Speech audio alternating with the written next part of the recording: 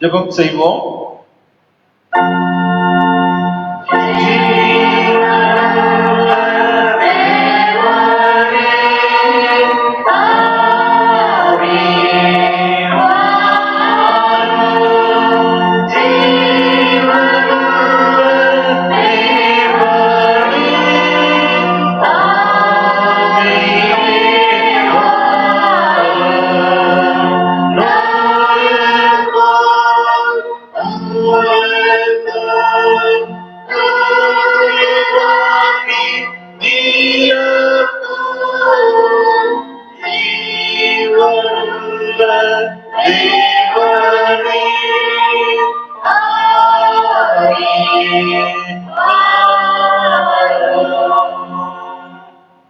எங்களை அதிகமா நேசித்து வழிநடத்தி வருகிற கிருபை நிறைந்த நல்ல ஆண்டு கர்த்தாவே, மன மகிழ்ச்சியான ஞாயிற்றுக்கிழமையின் காலை பூவுக்காக நன்றி செலுத்துகிறோம்.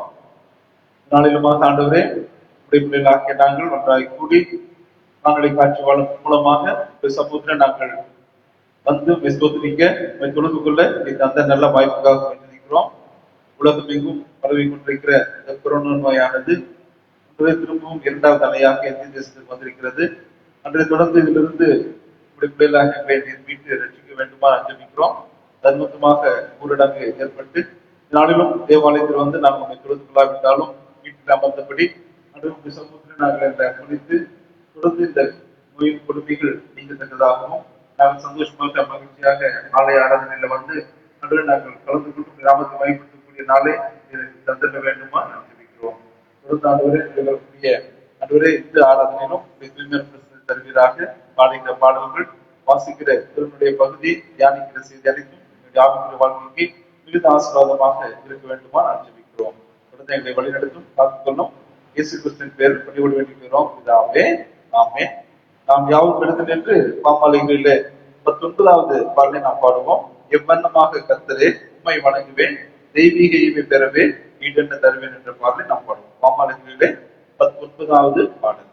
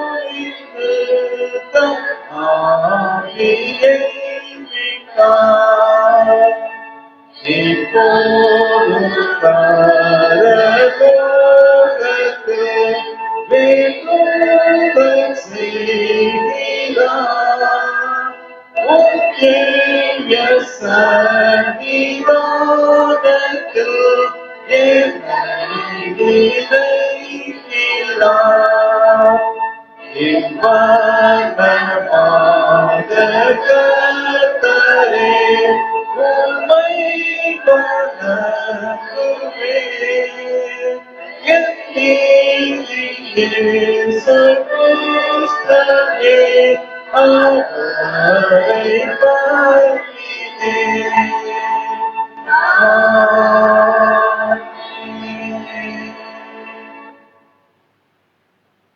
தென்னிந்திய திருச்சபை மூன்றாம் ஆராதனை முறைமை நாம் பின்பற்றுவோம். சிறிய புத்தகத்திலே 21வது பக்கம். நாம் நின்றபடியே கடவுளை தொழுவோம். மூன்றாம் ஆராதனை முறை பக்கம் 21. கர்த்தரின் வாசல்களில் நன்றி அறிதலோடும் அவர் பிரகாரங்களின் துதியோடும் பிரவேசியுங்கள். அவருக்கு நன்றி செலுத்தி அவர் நாமத்தை ஸ்தோத்திரியுங்கள். நம்மை உண்டாக்கின கர்த்தருக்கு முன்பாக நாம் பணிந்து குடித்து முழங்கால் படியிட கடவோம். பாருங்கள். கர்த்தரை பருவத்தில் இருப்பவன் யார்? அவருடைய பிரசன்னத்தில் இருப்பவன் யார்?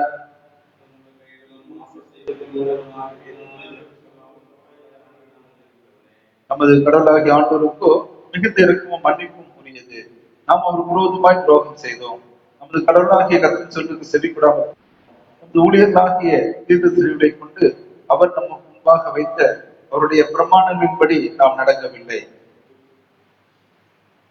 கடவுளுக்கு வழிகள் வருந்தி உழைத்து பாரம் சுமக்கிறவர்களே, எல்லாரும் இடத்தில் வாருங்கள், நான் உங்களுக்கு எளிப்பாக தருவேன். என் கண்மலையும் என் மீட்புமாகிய கர்த்தாவே, என் வாய் வார்த்தைகளும் யாரும் தியானம் சமூகத்தில் ரீதியாக இருப்பதாக. ஆமென். ஜெபம் செய்வோம்.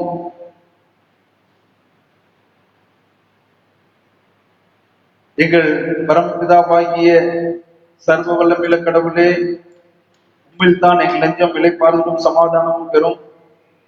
உண்மை தொழும் இந்நேரத்தில் உண்மை நீர் வெளிப்படுத்த உண்மை கெஞ்சுகிறோம். உமது ஆவிக்குரிய வரங்களை எங்களுக்கு தாரும். அமைதியான இந்த தூய நேரம் எங்களுக்கு பரலோக காரியங்களில் வளர்ந்தாக்க செய்யும். நீ செய்து தந்துள்ள வேலையை நாங்கள் செய்து முடிக்க எங்களை புதுப்பித்து பலப்படுத்தும். எங்கள் ஆண்டவர் இயேசு கிறிஸ்துவின் மூலம் வேண்டிக் கொள்கிறோம். ஆமென். நாம் சற்று நேரம் அமைதியாக இருந்து நம்முடைய பாவத்தை தேவனுடைய சமூகத்திலே மௌனமாய் அறிக்கை செய்வோமாக. இளைய மகன் தன்னுடைய பாவத்துக்கு மனம் வருந்தி அவன் சொல்லுகிற ஒரு காரியம், நான் எழுந்த அந்த தவப்பிடத்திலே போய் தவப்பினை பரத்துக்குள்ள பாவம் முது பார்வனும் பாவம் செய்தேன். நீ உடைய மகன் சொல்லப்படுவதும் நான் பார்த்தேன் அல்ல, உடைய கூலிக்காரர்களாக ஒருவனாக வைத்துக் கொள்ளும் என்று சொல்வேன் என்று சொல்ல தீர்மானத்தோடு கூட சென்றதை போல இந்த நாளிலும் நம்முடைய பாவங்களுக்காக நாம் மனஸ்தாபப்பட்டு அன்று திரு சமூகத்தில் வந்திருந்து நம்முடைய பாவங்களை அறிக்கையிட்டால் ஆண்டவர் நம்முடைய பாவனை மன்னிக்க வல்லவராக இருக்கிறார். நம்முடைய பாவம் சிவேர் இருந்தாலும் குறைந்த மலையை போல வெண்மையாக ஆண்டவருக்கு வல்லமை உண்டு. இன்றைக்கு ஆண்டு சமூகத்திலே நாம் மௌனமாய் நம்முடைய பாவங்களை அன்று சமூகத்தில் அறிக்கை செய்வோமாக.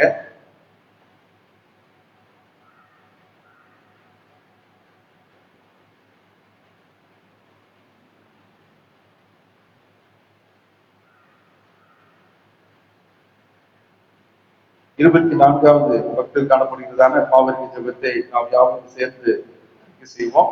முதலாவது ஜெபத்தை நாம் யாவும் சேர்ந்து சொல்லுவோம். பக்கம் 24, முதலாவது பாவரிக்கை. கடவுளே, உமது கிருபையின்படி எனக்கு இறங்கும். உமது இறக்கங்களின் பெருக்கு தக்கபடியே என் உயிரை அழித்துவிடும். என் அக்கல் துணிகளை முற்றிலும் கழுவி இருக்கும். என் பாவமாறு என்னை சுத்திகரியும். என் மீது நான் உணர்கிறேன், பாவம் எப்பொழுதும் இருக்கிறது. தேவன் ஒருவருக்கு விரோதமாக நான் பாவம் செய்து மாவின் தீமையானதை நடப்பித்தேன். கடவுளுடைய சுத்திரத்தின் சிருஷ்டியும் வேறுபாடு ஆவியின் திரும்பியும் சந்தோஷத்தை திரும்ப எனக்கு தாரும். ஆவி என்னை தாங்கும்படி செய்யும். தேவனை எப்பொழுதும் இறக்கம் செய்கிறதும் மன்னிக்கிறதும் உமக்கு சுபாவம் லட்சணமா இருக்கிறதுனால் எங்கள் தாழ்மையான விண்ணப்பங்களை ஏற்றுக்கொண்டு எங்கள் பாவங்களாகிய சங்கிலியினாலே நாங்கள் கட்டுண்டவர்களாயினும் உருக்கமான உமது மிகுந்த இறக்கத்தினாலே எங்களை கிட்டவிழ்த்து விடுதலையாக்க வேண்டும் என்று எங்கள் மத்தியஸ்தரும் எங்களுக்காக பரிந்து பேசுவதுமாகிய இயேசு கிறிஸ்துவுக்கு மகிமை உண்டாக வேண்டிக் கொள்கிறோம். ஆமென். தொடர்ந்து ஜெபம் செய்வோம். இன்றைய நாளுக்கு இன்று குறிக்கப்பட்டுள்ள சுருக்க ஜெபம் வீட்டிலிருந்து திருநாளுக்கு பின்வரும் 4ஆம் ஞாயிற்றுக்கிழமைக்கான சுருக்க ஜெபம்.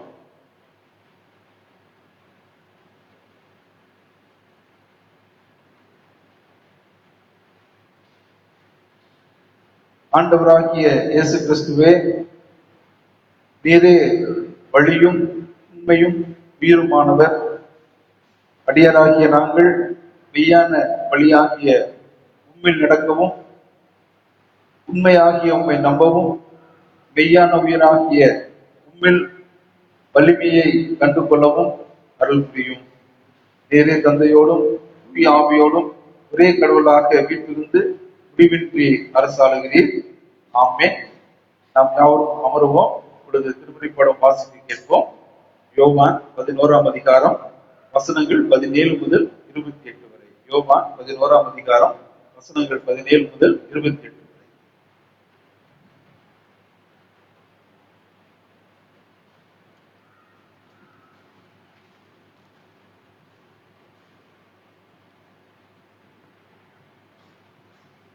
வாசிப்புடன் திருப்பட்ட வேண்டுபகுதி யோவான் சுவிசேஷம் 11ஆம் அதிகாரம் 17ஆம் வசனம் முதல் 28ஆம் வசனம் முடிய.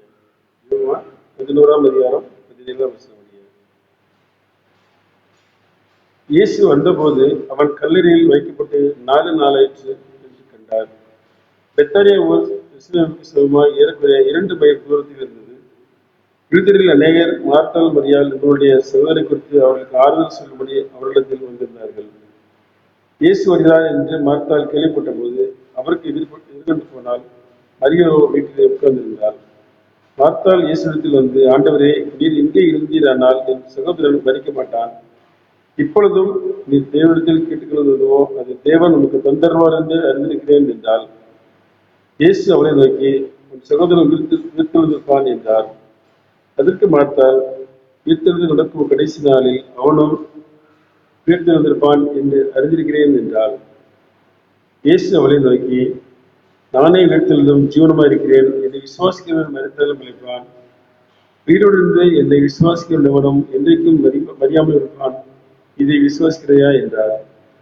அதற்கு அவள், ஆம் ஆண்டவரே, நீர் உலகத்தில் வருவருமான தேவகுமாரா இயேசு கிறிஸ்து என்று நான் விசுவாசிக்கிறேன் என்றாள். இவைகளை சொன்ன பின்பு அவள் போய் தன் சகோதரியாகிய மரியாளை ரகசியமாக எடுத்து, போதகர் வந்திருக்கிறார், உன்னை அழைக்கிறார் என்றால் என்பது வாசிப்படிக்கப்பட்ட வேறு பகுதி வாசித்தாயிற்று.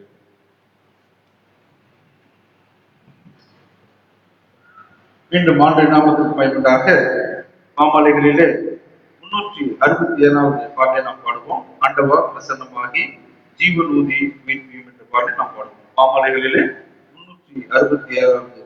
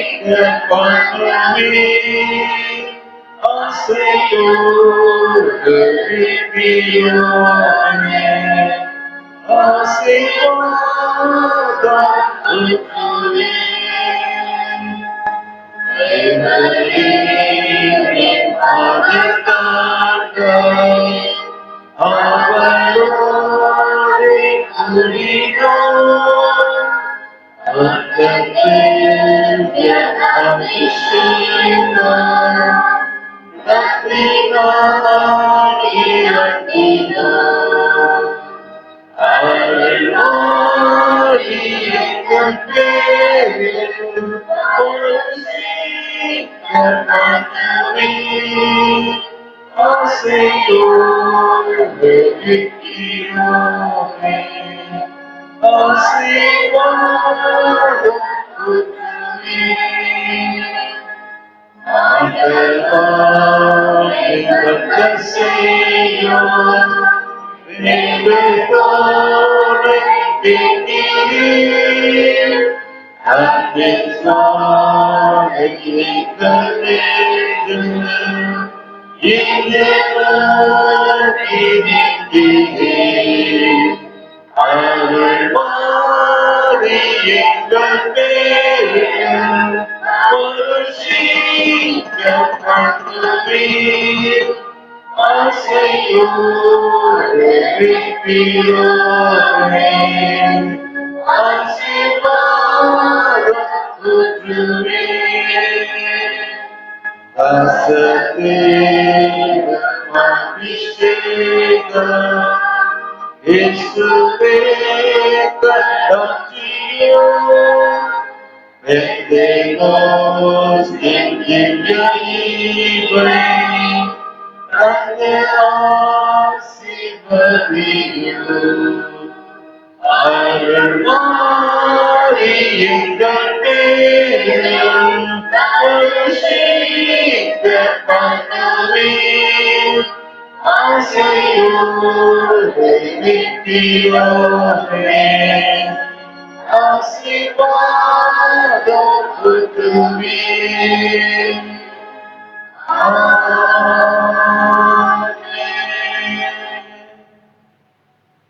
ஜெபம் செய்வோம். எங்கள் கண்மலையும் எங்கள் மீட்புமாகிய கர்த்தாவே, என் வாய் வார்த்தையும் எங்கள் ஞாபகத்தின் தியானமும் சமூகத்திலே இருப்பதாக.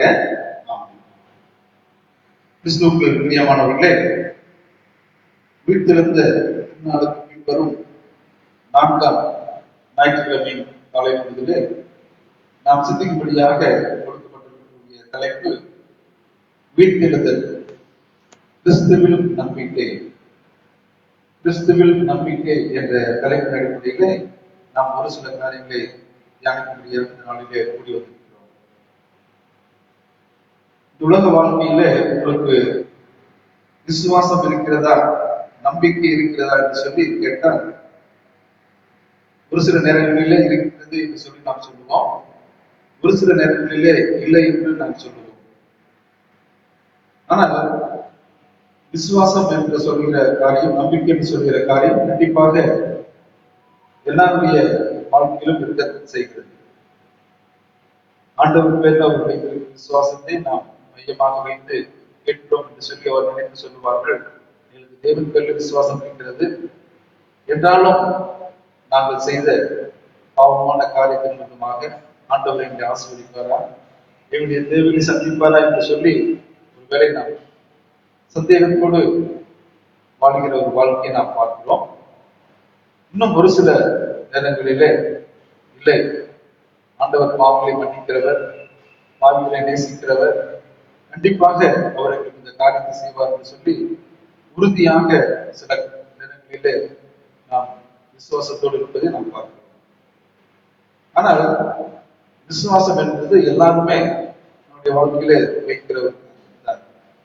எதன் பேரில் நாம் விசுவாசம் வைக்கிறோம்? நம்முடைய படிப்பின் பேரிலா, நம்முடைய பதவியின் பேரிலா, நாம் வைத்திருக்கிற சொத்துக்கள், பணத்தின் மீது நாம் நம்பிக்கை வைத்திருக்கிறோமா, அல்லது எல்லாவற்றிற்கும் மேலாக கடவுள் பேர்ல நாம் நம்பிக்கை வைத்திருக்கிறோமா? நமக்கு நிறைய ஆசீர்வாதங்கள் இருக்கிற நேரங்களிலே நிறைய சொத்துக்கள், நிறைய பணம், நிறைய ஆஸ்திகள் நம்முடைய வாழ்க்கையில் இருக்கிற பொழுது நாம் விசுவாசம் வைக்கிறவர்களாக இருக்கிறோம். ஒருவேளை அது தொடங்குகிற பொழுது நம்முடைய விசுவாசம் சில நேரங்களில் பரீட்சை பார்க்கிற பொழுது விசுவாசத்தை நாம் எழுந்து போனவர்களாக இருக்கிறோம்.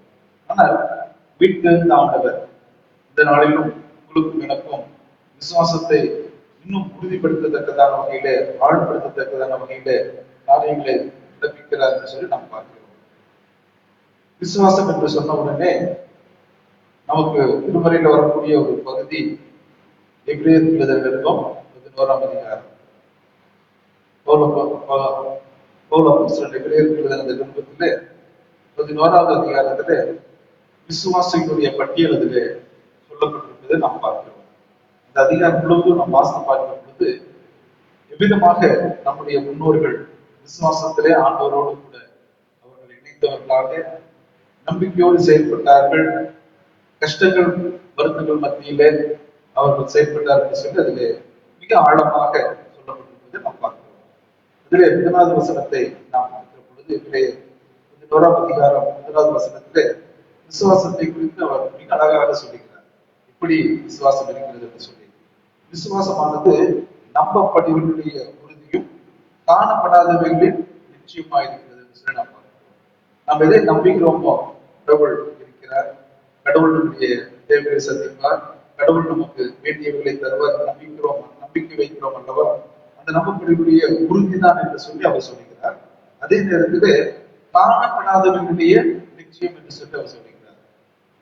ஒருவேளை இந்த வயலில் மின்சாரம் செல்லுகிறது, கரண்ட் போகிறது என்று சொன்னால் இல்லை என்று சொல்லி நாம் சொல்ல முடியாது.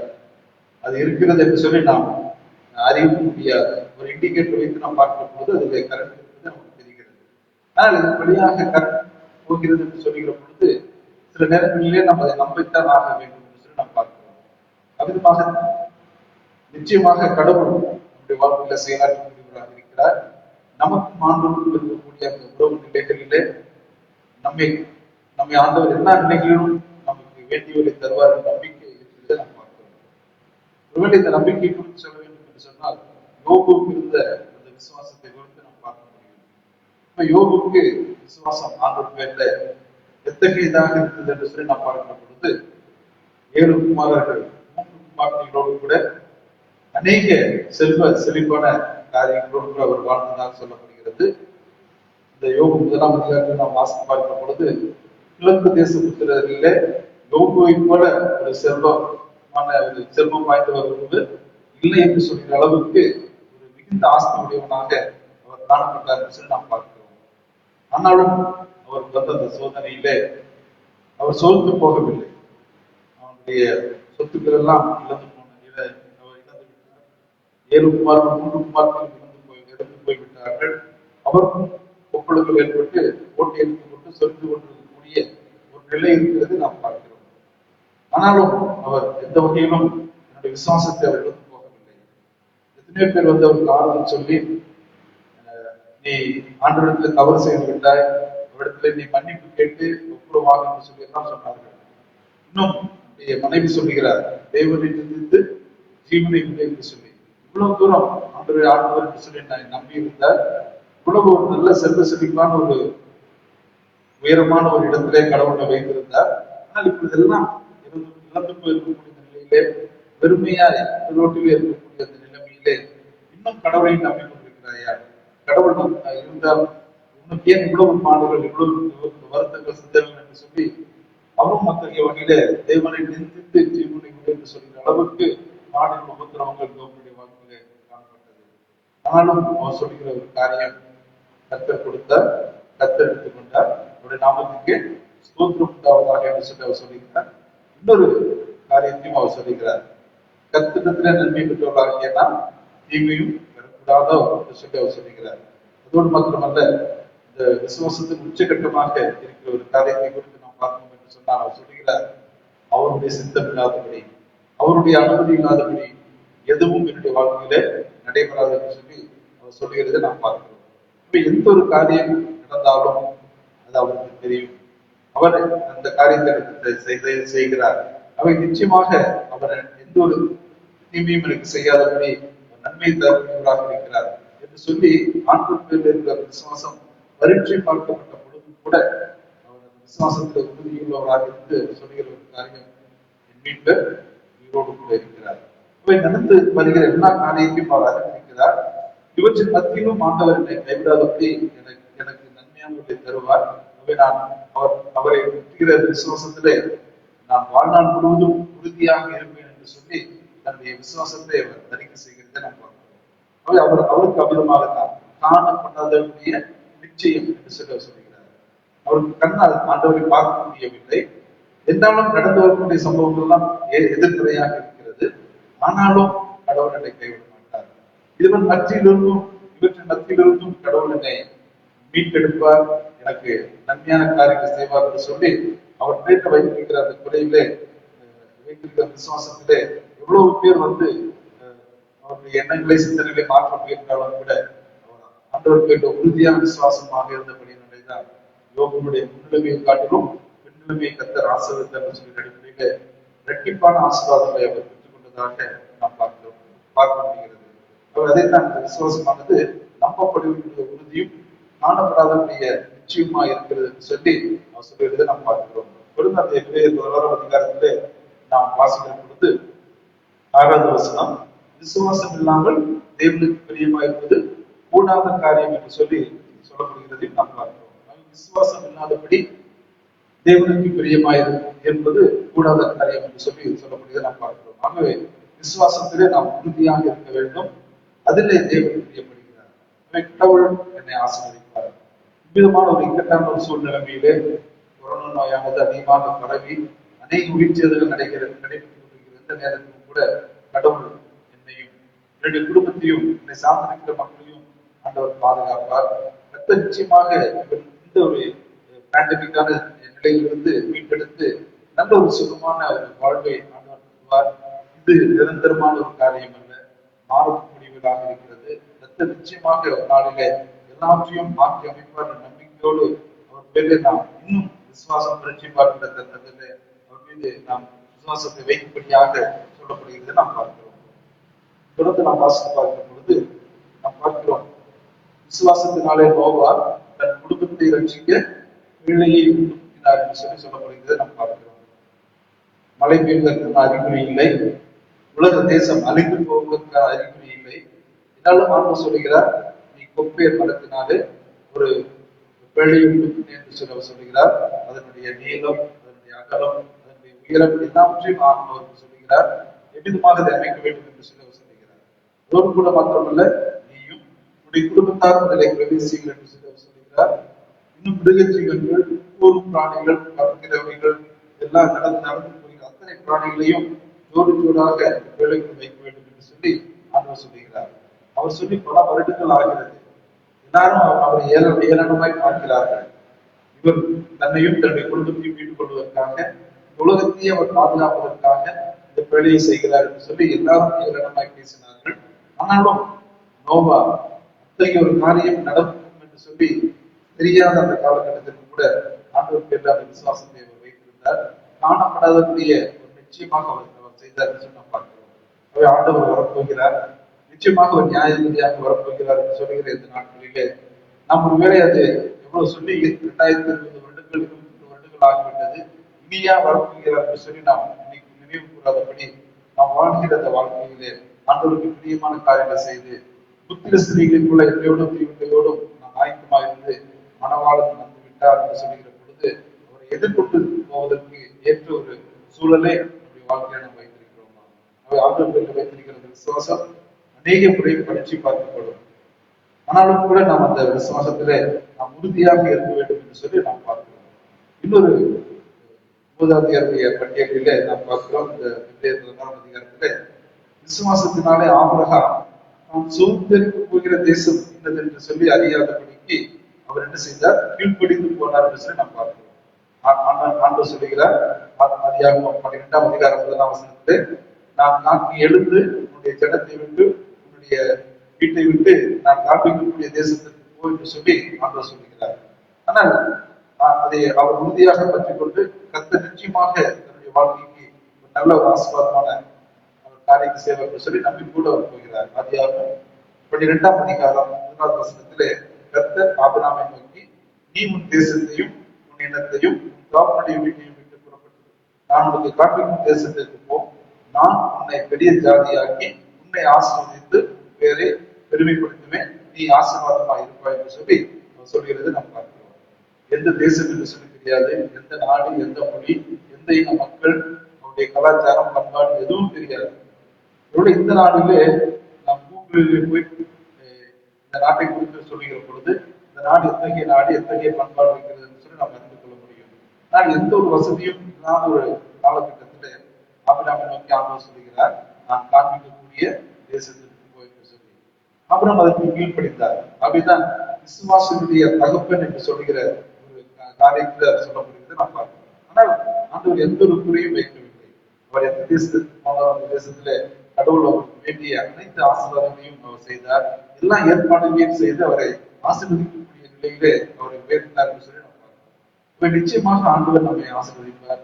நம்முடைய குடும்பத்துடைய தேவையை சந்திப்பார். நம்முடைய பிள்ளைகளுக்கு நல்ல எதிர்காலத்தை வாழ்க்கை செய்வார் என்று சொல்லி நாம் விசுவாசிக்கிற பொழுது நிச்சயமாக அந்த காரியத்தை நாம் பெற்றுக்கொள்ள முடியும். ஆகவே கிறிஸ்துவிலே நாம் வைத்திருக்கிற அந்த நம்பிக்கை எத்தகையது என்று சொல்லி நாம் யோசித்து பார்த்து சிந்தித்து பார்த்து ஒருவேளை அந்த விசுவாசத்தை குறைவாக இருக்கும் என்று சொன்னார் என்னுடைய மன்னியும் என்னுடைய விசுவாசம் இன்னும் உறுதிப்படும்படியாக எவ்வளவு சூழ்நிலைகள் எனக்கு எதிராக வந்தாலும் நான் உறுதியோடு முன்னேறி செல்வதற்கு எனக்கு உதவி செய்யும் என்று சொல்லி நாம் ஆத்ம சமூகத்தில் அர்ப்பணிப்போம் என்று சொன்னால் நிச்சயம் ஆண்டவர் நம்முடைய விசுவாசம் குன்றி போகாதபடி நமக்காக மறுத்து பேசுவதாக நமக்காக இதாவிடத்தில் ஜெபிக்கக்கூடியவராக நம்முடைய விசுவாசத்தை ஆழப்படுத்தக்கூடியவராக இருக்கிறார் என்பதை நாம் உணர்ந்து கொள்ள முடியும். ஒரு சில உதாரணங்களை புதிய ஏற்பாட்டிலே நாம் பார்க்கிற பொழுது அன்றைய இயேசு கிறிஸ்து வாழ்ந்த காலகட்டத்திலே அவர்கள் நம்முடைய சமூகத்தில் வந்து நம்முடைய விசுவாசத்தை அறிக்கை செய்த பொழுது ஆண்டவர் அவர்களை பாராட்டின விதம் அவர்களுடைய காரியங்களை குறித்து சொன்ன விதத்தை நாம் பார்க்கிற பொழுது நிச்சயமாகவே அந்த பகுதிகளை நாம் வாசம் பார்க்கிற பொழுது நம்முடைய விசுவாசம் இன்னும் உறுதிப்படுத்துவதற்கு ஆழப்படுத்துவதற்கு ஏதுகரமாக இருக்கும் என்று சொல்லி நாம் பார்க்கிறோம். யோவான் 20ஆம் அதிகாரம் 24 முதல் 29 வசனங்களை நாம் வாசித்து பார்ப்போம் என்று சொன்னால் யோவான் 20ஆம் அதிகாரம் 24வது வசனம் முதல் 29ஆம் வசனத்தை நாம் வரைக்கும் நாம் வாசித்து பார்க்கிற பொழுது ஆண்டவர் இயேசு கிறிஸ்து 11 சீடர்களுக்கு தரிசனம் தருகிறார். வைத்திருந்த ஆண்டவர் தரிசனம் தருகிறார். அப்பொழுது தோமாவுக்கு இல்லை. எல்லாரும் சொல்லுகிறார்கள் நாங்கள் வீட்டிலிருந்து ஆண்டவரை கண்டோம் என்று சொல்லி. அப்பொழுது தோமா அவர் சொல்லுகிறார் அவருடைய அவருடைய என்னுடைய விரலை அவருடைய கரங்களிலே நான் வைத்து பார்த்தாலுடைய விழாவிலே விட்டு பார்க்கக்கூடிய நான் நம்ப மாட்டேன் என்று சொல்லி அவர் சொல்லுகிறது நாம் பார்க்கிறோம். யோவான் 20ஆம் அதிகாரத்திலே நாம் பார்க்கிற பொழுது 25வது வசனம் மற்ற சீஷர்கள் கர்த்தரை கண்டோம் என்று அவருடைய சொன்னார்கள். அதற்கு அவர் அவருடைய கைகளில் ஆணிகளால் உண்டான காயத்தை நான் கண்டேன். அந்த காயத்திலே என் விரலை விட்டு என் கையை அவருடைய வினாவிலே போட்டாருடைய விசுவாசிக்க மாட்டேன். இப்ப நாங்கள் எல்லாரும் பார்த்தோம் என்று சொல்லி அவர் சொல்லுகிறார். ஆனாலும் கூட அவர் சொல்லுகிறார் இல்லை ஆண்டவர் வீட்டிருந்தார் என்று சொல்லி நான் அமிதமாக நான் நம்புவதற்கு இல்லை என்று சொல்லி அவர் சொல்லிவிட்டு தன்னுடைய காரியத்தில் அவர் உறுதியாக இருக்கிறதை நாம் பார்க்கிறோம். அவர் சொல்லுவது எந்த விதமான தவறும் இல்லை. நீங்கள் பார்த்தீர்கள் நான் பார்த்திருப்பேன் என்று சொன்னால் நான் நிச்சயமாக அவரை நான் தொட்டு பார்த்திருப்பேன். அதற்கு சொல்லுகிறார் அவருடைய கைகளில் உண்டான ஆணிகளால் உண்டான காயத்தை நான் பார்த்திருப்பேன். அந்த காயத்தில் என் விரலை இட்டு என் கையை அவருடைய வினாவிலே போட்டிருப்பேன். அப்பொழுது நான் நம்பியிருப்பேன் என்று சொல்லி அவர் சொல்லுகிறார். ஆண்டவர் நீ தோமா அவிசுவாசியா இருக்கிறாய் என்று சொல்லி இவர் எல்லாரும் நம்புகிறார்கள். நீ நம்ப மறுக்கிறாய் என்று சொல்லி அவர் சொல்லவில்லை. மாறாக வைத்திருந்த ஆண்டவர் அவர் என்ன செய்கிறாராம் 26வது வசனத்துல யோவான் 20:26 மறுபடியும் தோமாவுக்காக ஆண்டவர் செய்கிறார். மறுபடியும் 8 நாளைக்கு முன்பு அந்த அவருடைய சீஷர்கள் வீட்டுக்குள் இருந்தார்கள். தோமாவும் அவரோடு கூட இருந்தான். கதவுகள் பூட்டப்பட்டிருந்தது. அப்பொழுது இயேசு வந்து நடுவே நின்று உங்களுக்கு சமாதானம் என்று சொல்லி அவர் சொன்னார். பின்பு அவர் தோமாவை நோக்கி நீ உன் விரலை இங்கே நீட்டி என் கையை பார். உன் கையை நீட்டி என் விழாவிலே போடு. விசுவாசியாமல் விசுவாசியா இல்லை என்று சொல்லி ஆண்டவர் அவருக்கு வெளிப்படுத்தியதை நாம் பார்க்கிறோம். இதைத்தான் நான் சொன்னேன். நம்ம விசுவாசம் பரீட்சை பார்க்கும் பொழுது நம் விசுவாசத்தினை நாம் திருப்பி போகிற பொழுது ஆண்டவர் விசுவாசிக்கவில்லை என்னுடைய மகன் இல்லை என்று சொல்லி நம்மை புறம்பை தள்ளாதபடிக்கு ஆண்டவர் மிக அன்பாக நம்மை ஆண்டவர் சந்திக்கக்கூடியவராக இருக்கிறார். பொறுமையோடு கூட ஆண்டவர் நம்மை திரும்பவும் 8 நாளைக்கு முன்பு இந்த தோமாவுக்காகவே வந்ததை போல ஆண்டவர் வந்து அவர் அவருடைய அச்சத்தை அவருடைய ஐயப்பாட்டை நீக்கி நீ அவிசுவாசியா இராதபடி நீ விசுவாசியா இல்லை என்று சொல்லி சொல்றதை நாம் பார்க்கிறோம். அந்த ஆண்டவருடைய தரிசனத்தை பெற்ற அந்த தோமா ஆண்டவருக்காக தன்னை முழுமையுமாக அர்ப்பணித்து இந்திய தேசத்திற்கு வந்ததாக நாம் பார்க்கிறோம். அநேக இடங்களில் அவர் ஆண்டவருடைய வசனத்தை நமக்கு அவர் கொடுக்கும்படியாக வந்தார் என்று நாம் பார்க்கிறோம். பவித்திருந்த ஆண்டவரை தரிசித்த அந்த சீஷர்கள் எல்லா நாடுகளுக்கும் சிதறி போய் ஆண்டவருடைய வாக்குகளை சொல்ல அவர்கள் விளைந்தார்கள். அவ்வளவு வல்லமை ஆண்டவரை பெற்றுக் கொண்டார்கள். இந்த விசுவாசத்தை பெற்றுக்கொண்ட கொண்ட அந்த தோமா நம்முடைய தேசத்துக்கு வந்திருப்பது நமக்கு பெரிய ஒரு பெருமை. நம்முடைய ஆவிக்குரிய வாழ்க்கைக்கு அவர் எவ்வளவு ஒரு முன்மாதிரியான ஒரு உதாரணமாக இருந்தார் சொல்லி நாம் பார்க்கிறோம். ஆகவே இந்த ஒரு வீட்டில் இருந்தார் சொல்லி அவர் சொன்னாலும் கூட நான் அத்தகைய வகையில நான் செய்த வழியை நான் நம்ப மாட்டேன் என்று சொல்லி அவர் சொல்லுகிறார். ஆண்டவர் தரிசனம் தருகிறார் என்று சொல்லி நாம் பார்க்கிறோம். தொடர்ந்து வாழ்க்கையில ஆண்டவர் நமக்கு எல்லா காரியங்களும் செய்ய ஒரு வல்லவராக இருக்கிறார். நம்முடைய அவிசுவாசத்தை நீக்கி விசுவாசத்தை நமக்கு தரக்கூடிய வகையில எல்லா காரியங்களும் செய்ய வல்லவராக இருக்கிறார். அதற்கு நமக்கு தேவை ஐக்கியம் என்பதாக நாம் பார்க்கிறோம். ஏன் என்று சொல்லி கேட்டால் ஆண்டவர் அந்த ஐக்கியத்தை விரும்புகிறார். மறுபடியும் 8 நாளைக்கு முன்பு இந்த சீஷர்கள் வீட்டுக்குள் இருந்த அந்த இடத்திற்கு ஆண்டவர் வருகிறார். அப்பொழுது தோமாவும் அங்கே இருக்கிறது நாம் பார்க்கிறோம். நம்முடைய ஐக்கியம் எந்த இடத்துல இருக்கிறது? அவிசுவாசிகள் நிறைந்த ஒரு ஐக்கியத்தில் இருக்கிறோமா? அவ்விதமாக இருக்கிற பொழுது நாம் இன்னும் அவிசுவாசத்திலே நாம் பெரியவர்களாக நாம் இருக்கிறோம். நம்முடைய விசுவாசம், நம்முடைய ஐக்கியம் கடவுளின் பிள்ளைகளோடு, கடவுளை நம்புகிற அந்த கூட்டத்தாரோடு கூட நாம் இருக்கிற பொழுது ஆண்டவர் நமக்கு இன்னும் அந்த ஐக்கியத்தை நமக்கு வெளிப்படுத்தக்கூடியவராக இருக்கிறார் நாம் பார்க்கிறோம். ஆண்டவர் இயேசு கிறிஸ்து பணி செய்த அந்த நாட்களிலே நாம் பார்க்கிறோம். மத்தேயு 9ஆம் அதிகாரத்திலே 18 முதல் 26 வசனங்களை நாம் வாசித்து பார்க்கிற பொழுது ஆண்டவர் இடத்திலே ஒரு சிறப்பான காரியத்தை அந்த இடத்துல செய்து விசுவாசித்தவர்களுக்கு அவர் மகிமையான காரியத்தை செய்தார் என்று சொல்லி நாம் பார்க்கிறோம். மத்தேயு 9ஆம் அதிகாரம் 18வது வசனம் முதல் 26வது வசனம் வரைக்கும் நாம் வாசித்து பார்க்கிற பொழுது